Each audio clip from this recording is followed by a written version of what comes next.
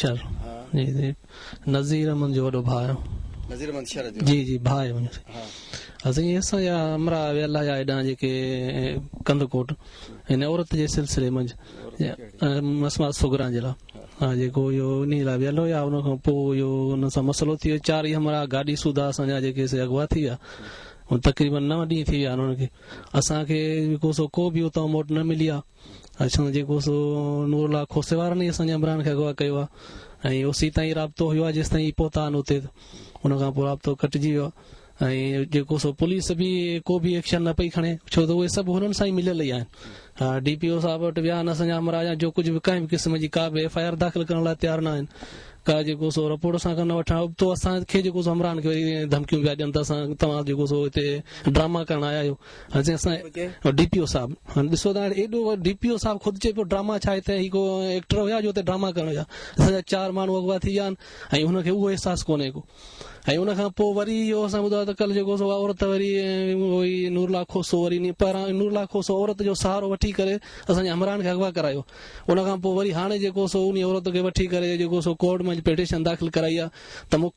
मूंखे जेको सो Siddique sir Shabir sir ऐं जेको सो अब्दुल ख़ालिक शर मुंहिंजा ख़तरो आहे ऐं मूंखे जेको सो अॻुवा करण था चाहिनि बाबू पहिरां असांजा 4 माण्हू अॻुवा थी विया आहिनि उहे हिन महिल उनजो पतो न पियो असां हिनखे छाजे लाइ अॻुवा कंदासीं अच्छा हू पंहिंजे हमरान जे बाज़ियाबी लाइ विया आहिनि हू वरी तो हुनजे मथां इल्ज़ाम ॾियनि पिया त हाणे अहिड़े तरह सां असां इंतिज़ामिया खां इहा ई घुर कयूं पिया त बराए महिरबानी असांजा ई जेके 4 माण्हू विया आहिनि इन्हनि जे एहतिजाज कयो आहे छो कयो आहे असांजा अमरा 4 अॻुवा थी विया आहिनि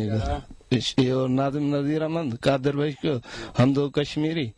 ऐं शहजाद गुल पठान असां इंतिज़ामिया खे चवण था तव्हां अमरा बाज़ियाब करायो हा इहो वालेकुम सलाम मुंहिंजो नालो मीर नवाज़ हा वेठल चक नंबर 32 जिंदो जाड़ी जी उतां जा असां रहाशी आहियूं शहजाद गुल पठान मुंहिंजो सौट आहे ड्राइवर जेको टैक्सी ड्राइवर हो हमज़ो कश्मीरी मुंहिंजो पाड़ेसिरी आहे पाण में वेझा आहियूं तक़रीबन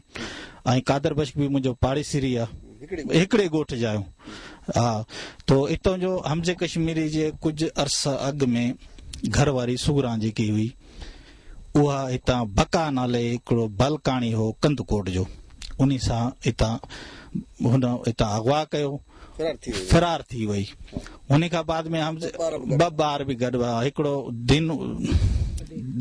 अदीन ऐं हिकिड़ो वसीम नाले 2 छोकिरा हुआ हितां हमज़े कश्मीरी तमामु घणी कोशिशि कई हुनजे पुठियां कई चकर नूरला खोसे नाले हिकिड़ो को वॾेरो आहे ज़िमीदार आहे उतां जो हुन वटि वेंदा हुआ तालब शर हिकिड़ो ऐं हिकिड़ो हमज़ो कश्मीरी हा 3 चकर ही उॾही विया आहिनि 2-2 3 राति उते रहंदा वरी को नूरला खोसे जी जॻह आहे कराची में उॾही वेंदा कराची में बि 2-3 चकर ही विया नूरला खोसा हिननि खे आसरो ॾींदो त अॼु थो ॾियां सुभाणे थो ॾियां ॿांह वापसि थो कयां लेकिन हुन वापसि न कई अरसो गुज़रियो कुझु टाइम गुज़री वियो उन खां बाद में मलूकी हिकिड़ो नाले बका जो जेको भाउ आहे मलूकी उन मलूक उर्फ मलूकी ते बलकाणी जेको बका जो भाउ आहे उन फोन कई हमज़े खे त बाबा छोकिरे खे लॻी आहे शाट वसीम खे करंट लॻो आहे बिजली जो असीं कंदकोट अस्पताल में आहियूं मुंहिंजो भाउ कराची कमाइणो आहे आऊं ग़रीब थियो आहियां मां एतिरे ॿारनि जे या हिन माई खे ख़र्च कोन थो पूरो करे सघां लिहाज़ा तूं मूंखे कुझु पैसा ॾेई वञ ऐं तोखे आऊं माई हवाले करे तूं पंहिंजी माई खे खयो वञ वापसि हितां हमज़ो कश्मीरी 18 डिसंबर ते सुबुह सवेल हिन शहजाद गुल खे फोन कई त कंदकोट हलणो आहे शहजाद गुल सुबुह सवेल आयो हिन नाश्तो गॾिजी कयो आहे वरी कादर बशर खे बि खयूं वेझा ई आहिनि हुनखे खयूं वरी अॻिते आया हिन जाम साहब वारे पासे उतां नज़ीर शहर जेको साबिका नायब साबिका नाज़म यूसी हिन जो प्रीतमाबाद जो उन खे बि खयूं हितां ही रवाना थिया कंदकोट लाइ कंदकोट जॾहिं पहुता त हितां पोयां घरवारी फोन कयो हमज़े कश्मीरी जी घरवारी ज़ुबैदा नालो अथसि उन फोन कई त भाई मुड़ुस खे हमज़े कश्मीरी खे त तई किथे आहियो उन ॿुधायो त असीं कंदकोट आहियूं शहर में आवाज़ नथो अचे थोरो गोड़ आहे शोर आहे शहर में असीं ॿाहिरि निकिरी तोसां वरी कॉन्टेक्ट कंदासीं तक़रीबन 15-20 मिंट खां पोइ दुबारा हुन अधु कलाक दुबारा जॾहिं हुन घर वारी कॉन्टेक्ट कयो त हमज़े कश्मीरी इहो ॿुधायो त असीं वॾे जौल में पइजूं को मसइले में पइजी वियूं ॾची में अची वियूं लिहाज़ा तोसां वधीक नथो फोन भी बंदि थिया ऐं हुननि जो हर क़िस्म जो राब्तो बंदि थियो ऐं उते असां DPO जेको आहे पंहिंजो कंदकोट कश्मीर एट कंदकोट असद रज़ा शाह साहब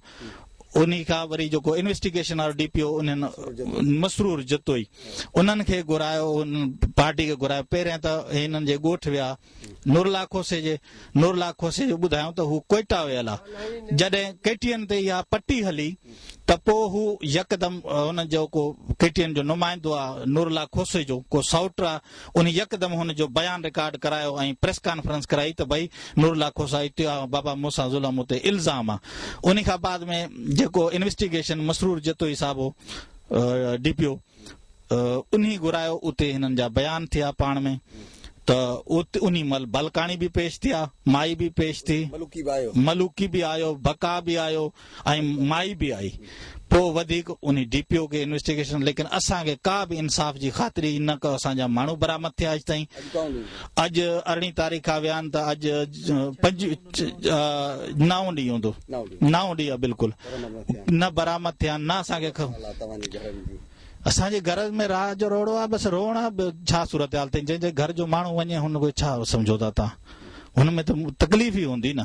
ख़ुशी त न हूंदी आख़िर असांजा भाइर आहिनि असांजा पाड़ेसी आहिनि ॿियो सौट आहे रत आहे आख़िर हू ॿिया बि असांजा भाइर आहिनि जेको हुननि सां गॾिजी विया आहिनि दोस्त आहिनि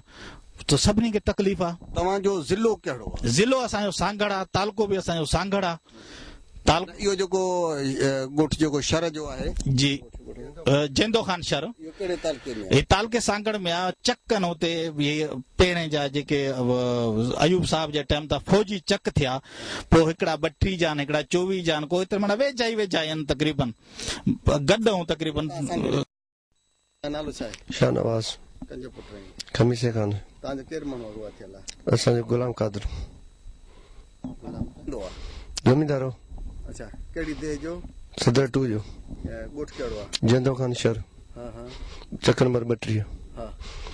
हितो सुबुह जो निकितो वो गायब थी वियो ख़बर ई कान पई छा थिए मुंहिंजो चाचो आहे तुंहिंजो चाचो जी ॿियो साईं न पोइ इहो काॾे विया छा चयूं तव्हांखे कंदकोट जे असां वञूं कंदकोट खां पोइ वापसि ई कोन आयो जी अॻुवाट थी आहिनि जी पोइ छा तव्हां चओ उन्हनि जे लाइ पुलिस कोशिशि करे थी नथी करे हुकूमत करे कुझु कोन थी कुझु कोन थी करे पुलिस कुझु कोन थी करे जी नालो ॿुधायो नालो गुलाम रसूल शहर आहे छा कंदा आहियो तव्हां मां पाण डिस्पेंसर आहियां असां 4 माण्हू गुम थी विया आहिनि जेके विया आहिनि कंदकोट कयो उतां जी पुलिस आई DPO कंदकोट कश्मीर उन असां को बि तव्हां न कयो रहंदो असां ते जेको इल्ज़ाम आया तव्हां जेको माण्हू अगवा करण आयो उतां जी माई अगवा करण आयो जेको खोसो चवंदा नूरला नालो आहे उन वटि विया आहिनि उन ताईं पहुता उन खां पोइ असांजे इमरान सां राब्तो कटिजी वियो आहे अॼु ताईं असां इमरान लाइ को बि इंसाम तहरुक न कयो आहे असां अपील था कयूं सुप्रीम कोर्ट चीफ जस्टिस खे इफ्तिखार अहमद चौधरी खे ऐं घरू वज़ीर ज़ुल्फ़कार मिर्ज़ा खे असांजा हमरा बाज़ाब कराए वञनि असां तावन कयो वञे शहर बलोच जो नालो रही बख्शा नाज़िम अहमद जेको शहर आहे असांजो जेको आहे सभु मां वेझो सौट आहे नज़ीर अहमद सो हितां विया आहिनि जेको आहे माई जे पोयां जेको आहे उनखे वापसी जे लाइ उते वञी जेको आहे उन्हनि खे उते अगवा कयो वियो आहे जंहिंजे करे असां अपील था कयूं पूरे जेको SP खे या DSP जेके उतां जा आहिनि उन्हनि खे चऊं था त असां जेको आहे असांखे हमरा बाज़ाब कराए ॾियनि सो इन जे लाइ असांजी महिरबानी मदद कनि छो त नाला हिकिड़ो नज़ीर अहमद ऐं ॿियो कादिर बख्श शहरा ऐं शहज़ाद गुल कश्मीरी ऐं ॿियो हमज़ो कश्मीर